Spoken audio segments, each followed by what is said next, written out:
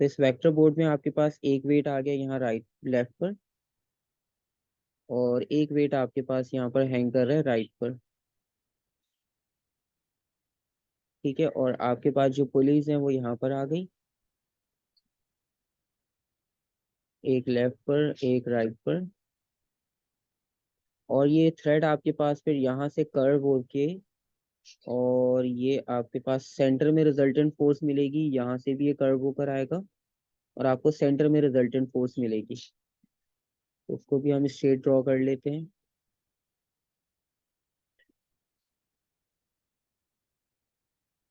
ठीक है, कुछ इस तरह का शेप बन रहा था आपके पास।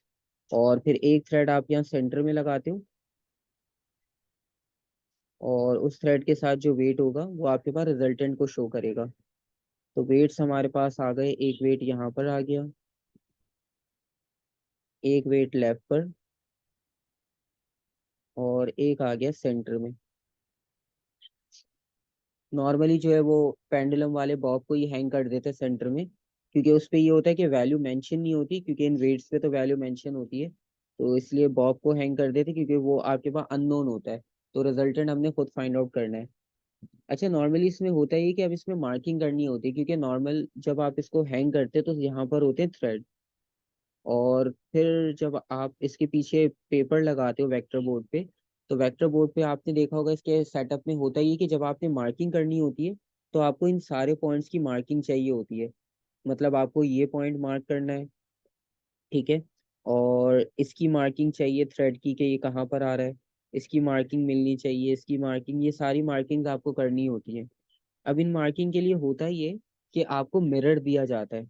अब लेट सपोज आपके पास मिरर है, और मिरर को आपने यहाँ पे रखना है इस तरह से।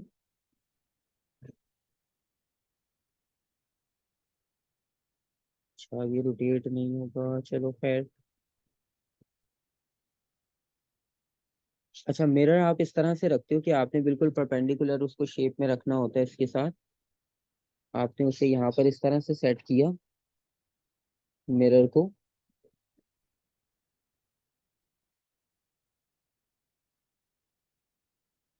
ठीक है। अच्छा, अब ये जो आपने यहाँ पर रखा, ये आपके पास मिरर है बेसिकली। अब मिरर से होगा क्या, क्योंकि देखो नॉर्मली होता ही है कि जब आप इस थ्रेड के पीछे मार्किंग करने लगोगे ना, तो नॉर्मली होगा क्योंकि सामने तो थ्रेड है। अब थ्रेड के साथ आपने मार्किंग करनी है, तो या तो आप पेंसिल को उसकी राइट से लेकर आओगे या लेफ्ट से। फिर ऑब्जर्वेशन आपकी चेंज हो जाएगी, तो लाइंस बहुत जो है ना वो आगे पीछे बनेगी। तो इसलिए हम क्या करते हैं, मिरर रखते हैं, और मिरर रखने के बाद एक पॉइंट मार्क कर देते हैं उसके बिल्कुल यहाँ पर। आपको क्योंकि मिरर में थ्रेड नजर आ रहा होगा, तो जहां भी आपको थ्रेड नजर आ रहा होगा मिरर में, और जहां मिरर खत्म हो रहा होगा, तो उस थ्रेड के लास्ट में और उसके स्टार्ट में आप दो पॉइंट्स मार्क कर दोगे। सेम इसी तरह से लेफ्ट पर करोगे, बीच में मिरर आएगा, और मिरर रखने के बाद आप बाकी इसकी मार्किंग कर लोगे। और इसी तरह से आप यहाँ राइट पर करोगे, इसी तरह आप लेफ्ट पर करोगे। तो सब जगह पे आप मिरर रख के वन बाय वन सिंपल आपकी मार्किंग हो जाएगी। और यही काम आपने यहाँ पर भी करना है। यहाँ पे मिरर आप इस पॉइंट पे रखोगे, और इस मिरर को थोड़ा ऊपर नीचे मूव करके देखोगे, जहां बिल्कुल इसकी नॉट नजर आएगी तो वहां मिरर को रोककर उसके ऊपर पॉइंट मार्क कर लेना। तो ये आपके पास पॉइंट्स की मार्किंग हो जाएगी यहाँ पे। ठीक है, तो ये मिरर आपके पास यूज करना है सही, इसलिए। ये वाला जरा वापस समझा सकते हैं, नहीं समझ में आया मिरर वाला। देखो आपके पास सिंपल एक थ्रेड जा रहा है यहाँ पर स्ट्रेट। ठीक है, ये आ गया थ्रेड, और आपने इस थ्रेड के नीचे, क्योंकि स्पेस होता है थ्रेड और पेपर के बीच में स्पेस होता है, उसके बीच में आप रखते हो मिरर। अब नॉर्मल अगर आपने इसकी वीडियो एक बार देखी हो प्रैक्टिकल की या परफॉर्म किया हो तो आपको याद होगा। अब देखो नॉर्मली आपके पास ये इस तरह से आएगा, और मिरर के अंदर आपको जो है वो थ्रेड की इमेज नजर आएगी। ठीक है। अब जहां तक मिरर है वहां तक तो हमें उसकी इमेज नजर आ रही है, लेकिन जहां मिरर खत्म होगा तो आपने क्या करना होगा, पीछे जो पेपर लगा हुआ है यहाँ पर ब्लैंक, वो बिल्कुल ब्लैंक है, उसमें कुछ भी नहीं लिखा हुआ। तो आपने उस मिरर के एंड पर एक पॉइंट मार्क करना है, यहाँ पर और यहाँ पर। जहां आपको थ्रेड नजर आ रहा था मिरर में, उसके बिल्कुल एंड होने पर, और जहां से वो स्टार्ट किया था आपने वहां पर आप पॉइंट्स मार्क कर लोगे। और जब आप इस मिरर को हटाओगे यहाँ से, तो आपके पास उस लाइन पर दो पॉइंट्स आ जाएंगे सिंपल। मतलब ये दो पॉइंट्स आपको हेल्प करेंगे कि स्ट्रेट लाइन बनाने में, क्योंकि हमें यहाँ पे स्ट्रेट लाइन बनानी है। और जब तक ये सारा सेटअप लगा हुआ है तब तक हम बना नहीं सकते, क्योंकि थ्रेड हिल जाएंगे सारे, आपके पास डिसबैलेंस होंगे। तो इस वजह से आप मिरर का यूज करते हो, और ये आपके पास सारे पॉइंट्स यहाँ पे मार्क हो जाएंगे इस तरह से। और फिर जब सारे पॉइंट्स मार्क हो जाएंगे ना, फिर आप मिरर्स हटा दोगे, मतलब एक एक बार लगाएंगे मिरर। यहाँ तो मैंने मल्टीपल बना दिए तो ऐसा लग रहा है कि सब जगह एक ही टाइम पे लगेगा, लेकिन आप वन बाय वन करके ड्रॉ करोगे। और फिर उसके बाद आप इन्हें जब रिमूव कर दोगे तो आपके पास ब्लैक पॉइंट्स की मार्किंग आ जाएगी इस तरह से। अब ये आपके पास मार्किंग आ गई। अब इस मार्किंग से होगा ये, अब मैंने तो खैर लाइन पहले ही बना दी थी, लेकिन आपके पास वो जो डॉट्स होंगे, आप डॉट्स को मैच करके जो है वो सिंपल लाइंस बना सकते हो, क्योंकि ये दो डॉट्स बने हुए हैं आपके पास, इनको आप मैच करोगे तो आपके पास स्ट्रेट लाइन बन जाएगी। अच्छा, उसके बाद नॉर्मली ये होता है कि लेट्स सपोज अगर आपके पास यहाँ पर ये इस पे एक स्केल लिखा जाता है। स्केल में हम ये करते हैं क्योंकि अब हमारे पास है पेपर, हम पेपर पे न्यूटन वगैरह ये सब नहीं लिख सकते। हम सेंटीमीटर लिख सकते हैं उस पे, या मीटर लिख सकते हैं। तो स्केल में हमने करना ये होता है कि ये जो आपका वेट होता है, एक वेट आपके पास एक्ट कर रहा है डाउनवर्ड, और ये भी एक्ट कर रहा है डाउनवर्ड, और ये वाला अननोन है, इसको सिर्फ डब्ल्यू लिख लेंगे। तो अब इसमें होगा ये कि W1 की लेट सपोज वैल्यू हमने ली थी 40 न्यूटन। तो अब इसकी जो लाइन ड्रॉ करनी होती है ना, वो 40 न्यूटन की ड्रॉ करनी है। 40 न्यूटन आपको पता है वो ड्रॉ तो नहीं होगा, क्योंकि 40 न्यूटन कोई हमारे पास स्केलिंग ही नहीं होती। तो उसको आप कन्वर्ट करोगे सेंटीमीटर में। तो इसके लिए आप अपनी मर्जी का स्केल सेट करते हो जो आप इजीली ड्रॉ कर लो, ठीक है, आपके पेपर पे इजीली आ जाए। तो इसकी सबसे हम इजी स्केलिंग ये कर सकते हैं कि हम 10 न्यूटन को 1 सेंटीमीटर के इक्वल लेंगे। तो इसका मतलब ये है कि W1 की जो लाइन बनेगी वो 4 सेंटीमीटर की बनेगी। तो यहाँ पर ये जो राइट हैंड साइड है, ये आपके पास लाइन बन जाएगी 4 सेंटीमीटर की। इसी तरह से लेफ्ट पर आपके पास जो लाइन है वो बन जाएगी 4 सेंटीमीटर। अच्छा, लेफ्ट राइट का कोई इतना मसला नहीं है, वो हमारे पास यहाँ पे इंक्लूड होगी नहीं। सेंटर वाला पॉइंट इंपॉर्टेंट है। अच्छा, सेंटर वाला पॉइंट इंपॉर्टेंट इस तरह से कि आपके पास जो सेंटर पॉइंट है उसको हमने कंसिडर कर लिया O, ठीक है। और इसको O कंसिडर करने के बाद इसका जो डिस्टेंस होगा यहाँ तक और यहाँ तक, अब आपने वो मेजर करना है। अब क्योंकि इसमें तो इक्वल वेट थे तो दोनों साइड पे आपको डिस्टेंस इक्वल ही मिलेगा, ठीक है। अब नॉर्मली इसमें करते ये है कि आपने इसमें रिजल्टेंट फाइंड आउट करना है। तो रिजल्टेंट फाइंड आउट करने के लिए होगा ये कि आपने इस डिस्टेंस को मेजर किया, ये आपके पास एक डिस्टेंस आ गया, और इसी तरह से आपने दूसरी साइड पे डिस्टेंस को मेजर किया, वो आपके पास डिस्टेंस आ गया। स्केल से सिंपल आपने मेजर करना है, ठीक है। लेट सपोज ये पॉइंट ए था, ये डिस्टेंस आ गया OA, और ये डिस्टेंस आ गया OB। अच्छा, अब इसको करने के बाद आपके पास जो फाइनल वर्किंग होगी ना वो इम्पोर्टेंट है। ये लेफ्ट राइट का जो वेट का स्केल है ना वो इतना इम्पोर्टेंट नहीं है, वो सिर्फ इसलिए बता दिया कि अगर वो कहीं लिखा हो कि स्केल भी मेंशन करना है आपने, या क्योंकि ग्राफ जब भी बनता है स्केल आपके पास लाजमी बनता है उस पे, तो वो लेफ्ट राइट के लिए था, तो उसका इतना इशू नहीं है। सेंटर पार्ट इंपॉर्टेंट है। अब सेंटर पार्ट आप इस तरह से ड्रॉ करोगे। अब लेट सपोज इसको मैं दोबारा यहाँ ड्रॉ कर रहा हूँ, वरना इस पे बिल्कुल सब मिक्स हो जाएगा। अब वो जो आपके पास लाइंस बनी हुई थी यहाँ पर जो वी शेप आ रहा था, ये आ गया आपके पास वही सेम। अच्छा, अब यहाँ पर आपके पास कॉन्सेप्ट ये कि आपने इसकी लेंथ मेजर की। लेट सपोज इसकी लेंथ आ रही है आपके पास, अब क्योंकि left hand right hand side भी 40 थी, लेफ्ट हैंड साइड भी 40 दी थी, तो ये 4 सेंटीमीटर की लाइन है, ये भी 4 सेंटीमीटर की लाइन आ गई, ठीक है। अच्छा, अब आपने क्या करना होता है कि अब आपने इसकी रिजल्टेंट फाइंड आउट करनी है। अब रिजल्टेंट जो है वो सेंटर वाली फोर्स है। अब उसको हम मेजर करेंगे तो उसके लिए हमें कोई कैलकुलेशन चाहिए। अब वो कैलकुलेशन इस तरह से होगी कि सबसे पहले आप यहाँ पर लोगे कंपास। आपके पास स्टेप 1 में आपने कंपास यूज करनी है। ये सर थोड़ा जी सा एक बात बता दें, आपने 4 सेंटीमीटर क्यों लिखा है? 4 सेंटीमीटर इसलिए लिखा है क्योंकि हमारे पास जो वेट है वो 40 न्यूटन था, और न्यूटन को हम पेपर पे ड्रॉ नहीं कर अच्छा सकते, ठीक है। ठीक है सर। तो हमने उसको सिंपल करने के लिए उसको सेंटीमीटर में कर दिया। तो सर जितना वेट ही रखेंगे उतनी वो क्या कहते हैं सेंटीमीटर कर देंगे, अगर 50 वेट होता तो हम हाँ 5 सेंटीमीटर ले लेंगे। 5, हाँ, क्योंकि 10 के अराउंड कर लो, क्योंकि पेपर इतना बड़ा नहीं होता कि हम उसमें 50 सेंटीमीटर तक जा सके। तो 10-20 सेंटीमीटर के अंदर वाला काम तो कर सकते हैं।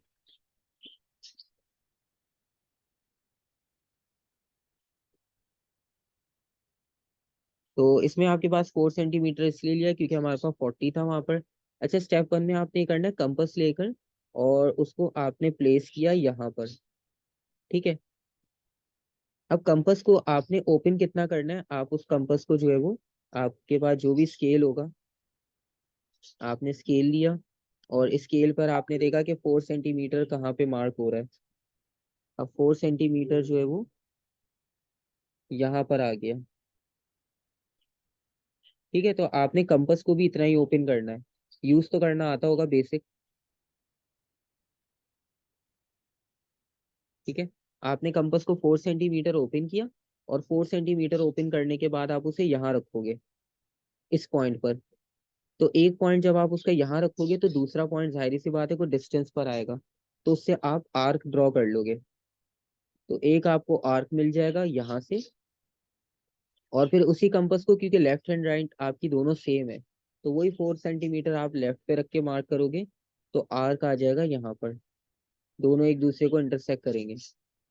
ठीक है, आर्क तो ड्रॉ कर लोगे ना, इतना मुश्किल तो नहीं है। जी सर। ठीक है, ये ड्रॉ करने के बाद अब आपके पास बस इसमें फाइनल स्टेप होगा। वो फाइनल स्टेप ये होगा कि इस पॉइंट से लेकर एक लाइन स्ट्रेट आप ड्रॉ करोगे सेंटर तक। ठीक है, नॉर्मली ये आर्क सेंटर में ही बनेगा, मैंने तो थोड़ा। नीचे भी आर्क नहीं बनाते थे, क्या चीज? मतलब नीचे भी आर्क नहीं बनाते थे हम लोग, जहाँ पे 4 सेंटीमीटर आपने लिखा हुआ है। माइक खा। हाँ, अब इसमें ये है कि आपके पास जो आर्क होगा अब इसमें ऊपर बनाएंगे, क्योंकि नीचे तो आपके पास वेट हैंग हो रहा है ना, तो उसको तो हम नहीं सॉल्व कर सकते। तो इसलिए अब आपके पास आर्क जो है वो ऊपर मार्क करेंगे, और ऊपर मार्क करने के बाद आपने सिंपल ये करना है कि इसकी लेंथ मेजर कर लो। अब इसकी लेंथ आप स्केल से सिंपल मेजर कर लोगे। अब लेट सपोज वो लेंथ आ रही है आपके पास कुछ 9 या 10 के अराउंड, क्योंकि 4 से तो बड़ी होगी। तो जो भी आपके पास लेंथ आ रही है, लेट सपोज, सिर्फ एक सपोजिशन लिख रहा हूँ, 8 सेंटीमीटर आ रही है। ठीक है, अब 8 सेंटीमीटर का मतलब ये कि आपने इसको फोर्स में मेंशन करना है, क्योंकि उन्होंने पूछा था रिजल्टेंट फोर्स कितनी है। तो अभी आपने देखो स्केल पीछे सेट किया था, उस स्केल में आपने लिखा था कि 1 सेंटीमीटर 10 न्यूटन के इक्वल है। तो इसका मतलब ये हुआ कि 8 सेंटीमीटर कितने न्यूटन के इक्वल होगी, आप 8 को मल्टीप्लाई कर दोगे 10 से, क्योंकि 1 सेंटीमीटर 10 न्यूटन था, तो 8 सेंटीमीटर कितना होगा, 80 न्यूटन। तो ये आपके पास इस तरह से रिजल्टेंट फोर्स निकलती है। सही, दोबारा बता देंगे, मतलब समझ में नहीं आया। क्या चीज? दोबारा सर ये बता देंगे। स्केल वगैरह गिवन होगा वहाँ पे, ये 1 सेंटीमीटर जगह। हाँ, ये तो नॉर्मल स्केल आप यूज कर सकते हो, और ये स्केल आप खुद लिखते हो, ये वाला आप जो स्केल लिखा है ये आप खुद लिखते हो। अब आपने यहाँ पर जो है वो 1 सेंटीमीटर को 10 न्यूटन के इक्वल लिखा था, तो अगर आपके पास 1 सेंटीमीटर की जगह, सर मिस नहीं बना के देंगी? क्यों भैया, आपने परफॉर्म करना है फ्री आपको। हो गए, फ्री हो गए। वहां तब पर तक बात बता, मतलब गिवन क्या क्या होगा। आपके पास सिर्फ ब्लैंक टेबल्स होंगे, और आपके पास क्वेश्चंस गिवन होंगे, बस और कुछ भी नहीं तो ये मांगे। जो अभी हमने जो थ्रेड वगैरह करा है, ये वेट ये वगैरह सब करे कुछ हैं, सब कुछ करना है, हमें सब खुद कुछ करना है। करना, हाँ, क्योंकि अरे वहां भैया किसी के फिर उसमें नहीं रहना कि मतलब कोई करा देगा। एक एक बार वीडियो देख लेना, रीडिंग्स का आपको बता दिया कि रीडिंग्स आप एस्टिमेटेड थोड़ी बहुत याद रख लेना, एक बार वीडियो देख लेना कि परफॉर्मेंस होती कैसे, ताकि वहां जाके बिल्कुल ब्लैंक ना हो। ठीक है, मार्क्स मिल जाएंगे। सर जल्दी से बता दें, टाइम कम रह गया है, बस वो टेबल फिल करना बता दें। अब इसमें आपके पास ये सेंटीमीटर को कन्वर्ट करना आ गया, कि सेंटीमीटर को आपने किस तरह से करना है, 8 सेंटीमीटर था, तो इसको आपने 10 से मल्टीप्लाई करोगे तो ये न्यूटन में कन्वर्ट हो जाएगा फिर से, तो ये बनेगा 80 न्यूटन। तो ये 80 न्यूटन आपके पास रिजल्टेंट हो जाएगी। ये आपने फाइंड आउट करना था। और बाकी जो टेबल की वैल्यूज हैं, वो टेबल की वैल्यूज ये वाली, अब आपके पास ये देखो ओ बी और ये सारी वही वैल्यूज हैं। अच्छा, इसकी रीडिंग्स मैं आपको सेंड कर दूंगा, वो आप कॉपी कर लेना। सही है सर। सर इस प्रैक्टिकल के किस टाइप के क्वेश्चन आता है? ज्यादातर आपके पास जो है वो 90% समझ लो वो प्रिकॉशंस ही पूछेंगे। ये प्रिकॉशन आप इस प्रैक्टिकल का लिख दो, तो इन प्रैक्टिकल के लास्ट में प्रिकॉशंस हैं वो आप लाजमी याद कर लेना, क्योंकि सर जो एटलीस्ट इसमें जो वाइवा वगैरह है वो मतलब याद नहीं करें हम लोग। वाइवा जो है ना वो सिर्फ पढ़ लेना, वाइवा आपसे पूछेगा कोई भी नहीं, जो सिंपल नहीं, बेसिक मतलब रिटर्न वगैरह नहीं आता। आते हैं, लेकिन ज्यादातर वो प्रिकॉशन पूछेंगे। अगर किसी में प्रिकॉशन नहीं पूछा तो अच्छा आपको क्वेश्चन होगा, और क्वेश्चन भी कोई ऐसा अच्छा। टिपिकल नहीं होगा, बेसिक कोई थ्योरी से रिलेटेड होगा। क्या तो डेफिनेशंस वगैरह होंगी, मतलब हो बोलेंगे सकती है, डेफिनेशन। डेफिनेशन भी पूछ सकते हैं। सही है सही है। ठीक है, तो जो भी आप परफॉर्म कर रहे हो, जिस तरह से फोर्स फाइंड की थी तो फोर्स का यूनिट आपको पता हो, तो जो जो क्वांटिटीज आप फाइंड कर रहे हो उनके यूनिट्स आपको पता हो कि उनके यूनिट्स क्या होते हैं, क्योंकि वहां पर अगर ब्लैंक स्पेस हो। खैर ये जो फोर्सेस के नीचे लिखा हुआ है पी पी क्यू, ये क्या गया, ये क्या है? वो आपने मार्किंग की है, एक फोर्स को पी ले लिया, एक को क्यू लिया है, वो इसलिए होता है। अच्छा सर, ठीक है ठीक है। अरे ये सर डब्ल्यू मैंने के 10 ऊपर वो वालों से कॉमा मैंने टाइप बना पूछा था हुआ है। ना कि ये हाँ बोलो डब्ल्यू बोलो। का मतलब ये है कि ये अब रिजल्टेंट है। अच्छा रिजल्टेंट, ठीक है। अच्छा सर, वो जो मैंने ना 10 वालों से पूछा था कि कहते उनके फिजिक्स के पेपर में आया किस तरह था, तो वो बोले थे प्रिकॉशंस जरूर। तो नॉर्मली ग्राफ में होता ही है कि आपके पास एक्स और वाई एक्सिस पे अगर कोई भी वैल्यू हो, अभी हम कोई स्पेसिफिक उसको नहीं डिस्कस कर रहे, आपके पास फोर्स और एक्सटेंशन वाला होगा। तो लेट सपोज आपने फोर्स यहाँ पर ली एक्स पर और एक्सटेंशन आ गई आपके पास वाई पर। अच्छा, नॉर्मली इसमें होगा ये कि आपके पास बननी तो स्ट्रेट लाइन चाहिए, ठीक है। आप इसको इक्वली डिवाइड करते हो। सबसे पहले आपने इक्वली डिवाइड किया यहाँ पे फोर्स को, लेट सपोज 10 न्यूटन, 20, 30, 40, 50, इस तरह से आपने न्यूटन को डिवाइड किया। और जो एक्सटेंशन है आपने उसको डिवाइड कर लिया, लेट सपोज 2, 4, 6, 8, 10।